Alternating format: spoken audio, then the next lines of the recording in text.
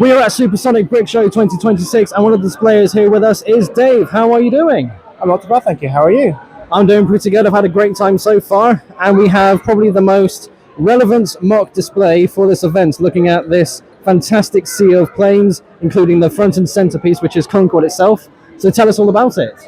So idea's been in the pipeline for a couple of years. The idea started about March last year, and it took me 6 months to come up with the idea, slowly improving. And then once I was happy with the digital model that I bought and got all the bricks, it took me 2 weeks over Christmas to put all the bricks together.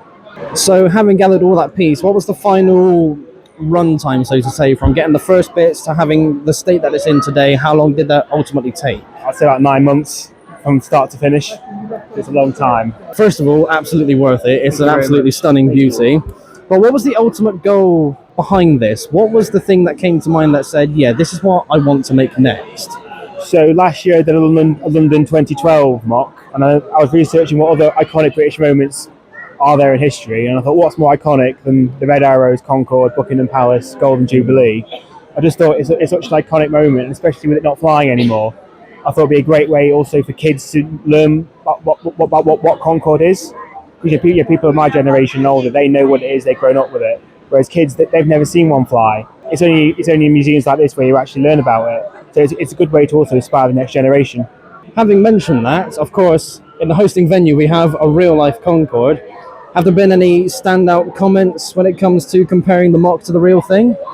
I think people comparing the lightness is quite nice. Like I know it's not perfect, but I always say it's good enough. You can tell what it is.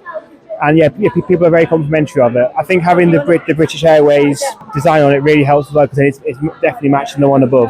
So speaking of that, do you have the Lego set, or is it not really your sort of flavour? Oh, I very much have the Lego set. So this is roughly half the size of the official Lego set, but it's quite good having that set because it gives you a good guide on how to start from. You know, it's not an exact scaled down version, but it gives you a rough idea of what to work with.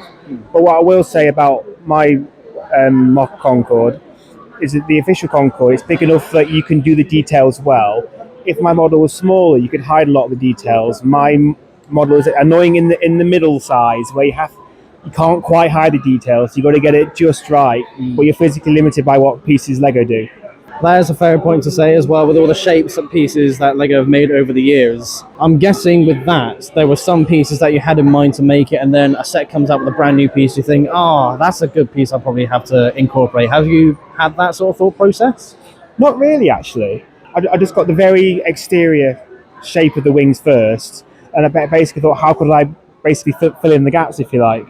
The most tricky part, it looks quite simple in the end, but it's actually the engines. The back of the engines, it took me forever to figure out how to actually do it. And in the end, it's just in wheel hubs. So it's simple, but it does the job. Fair enough indeed. So my final question for you is, are you on social media? If you are, where can we find you? I'm on Instagram, so it's GingerDave9. GingerDave 1 through 8 was already taken, so it took number 9. But yeah, I'm not on TikTok, so it's just Instagram.